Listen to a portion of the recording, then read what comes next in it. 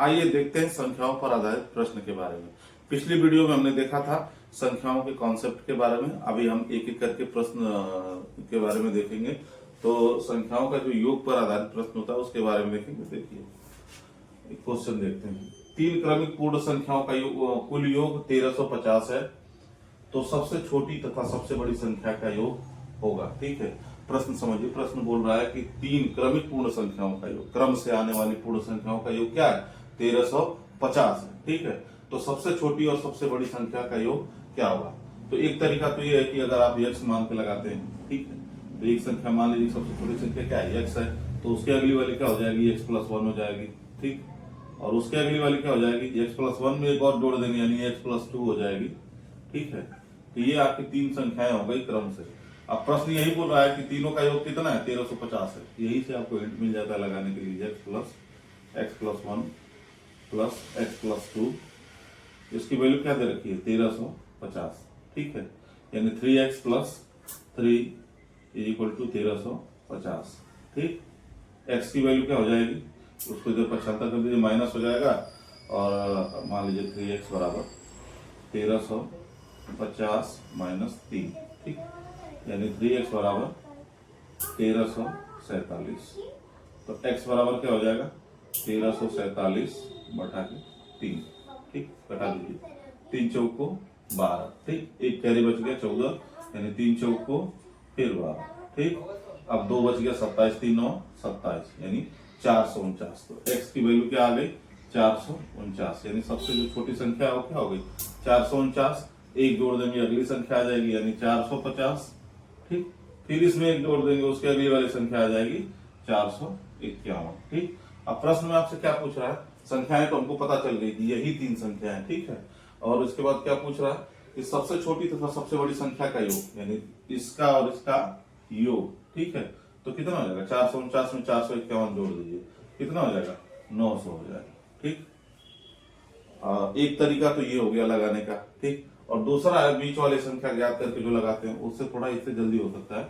बीच वाली संख्या ज्ञात करके। ठीक, तो बीच वाली जब संख्या ज्ञात करेंगे तो क्या करते हैं? जो योग दिया रहता है, ठीक, जैसे योग दिया है 1350, 3 से भाग दीजिए, तीन संख्या 3 से भाग दे दीजिए, बीच वाली संख्या निकल कर आ जाएगी। ठीक है, तो क्या हो जाएगा? 3 चौक को 12, 15, 3 पचे 15, 450। यानी बीच वाली संख्या जब 450 आ गई तो इसके एक पहले वाली संख्या क्या आ जाएगी? 449। एक घटा देंगे तो 449। ठीक, और एक बाद वाली एक जोड़ दीजिए 451। ऐसे तुरंत आपका निकल के आ जाएगा। ठीक है, तो अगर ऐसे करते हैं तो थोड़ा लेंदी होगा, और इस तरह से करते हैं तो थोड़ा जल्दी हो जाए। ठीक है, तो उम्मीद करता हूं कि आपको ये प्रश्न समझ में आ रहा होगा। ठीक है, और मैं जो भी प्रश्न लेता हूं वो प्रीवियस ईयर की परीक्षाओं में पूछे गए प्रश्न होते हैं, और खास तौर से मैं उन विद्यार्थियों के लिए अच्छे से समझाने की कोशिश करता हूं जिनको ये सब प्रोसेस थोड़ा समझने में प्रॉब्लम होती है। जिनको आता है अच्छी बात है, वो तो और अच्छी बात है, लेकिन जिनको नहीं आता उनके समझने के लिए मैं थोड़ा स्टेप बाय स्टेप करता हूं। तो आइए बने रहिए हमारे साथ, देखते हैं अगला क्वेश्चन।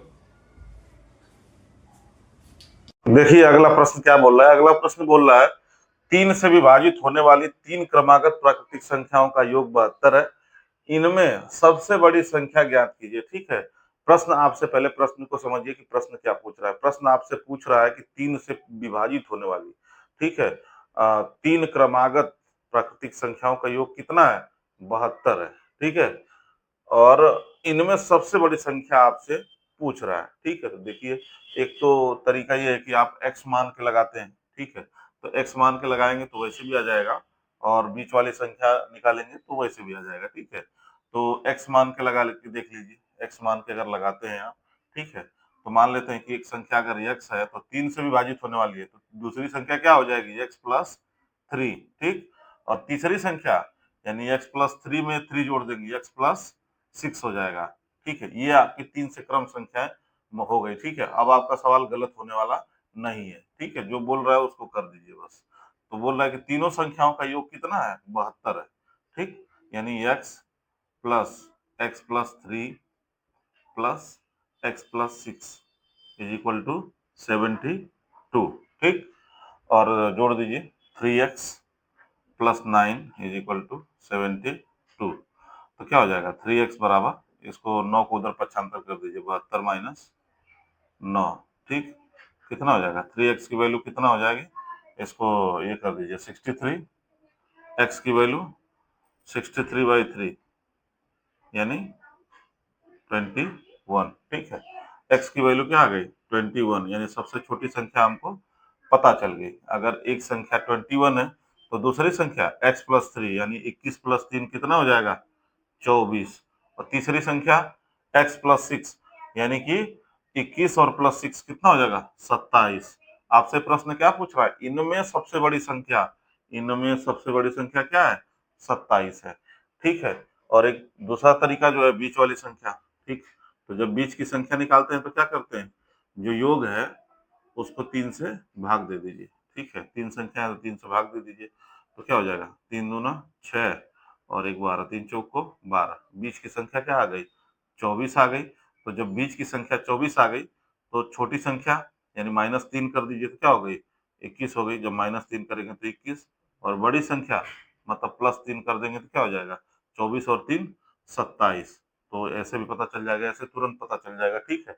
तो अगर आप बेसिक से भी लगाते हैं, बाय द वे आप अगर भूल गए इस चीज को, बेसिक से लगाते हैं तो भी आपका ये सवाल गलत होने वाला नहीं है, बस आपको थोड़ा टाइम लेगा, ठीक है। और उम्मीद करता हूँ कि आपको ये प्रश्न समझ में आया होगा। अगर समझ में आ रहा है तो मेरे वीडियो को लाइक कीजिए, दोस्तों तक शेयर कीजिए, और मेरे यूट्यूब चैनल आरसी क्लासेस को सब्सक्राइब कीजिए, बेल आइकन को प्रेस कीजिए ताकि इस तरह की वीडियो आपको देखने के लिए डेली मिलती रहे। धन्यवाद दोस्तों। दोस्तों मेरे YouTube चैनल आरसी क्लासेस को सब्सक्राइब कीजिए, बेल आइकन को प्रेस कीजिए ताकि इस तरह की वीडियो आपको डेली देखने के लिए मिलती रहे। धन्यवाद दोस्तों।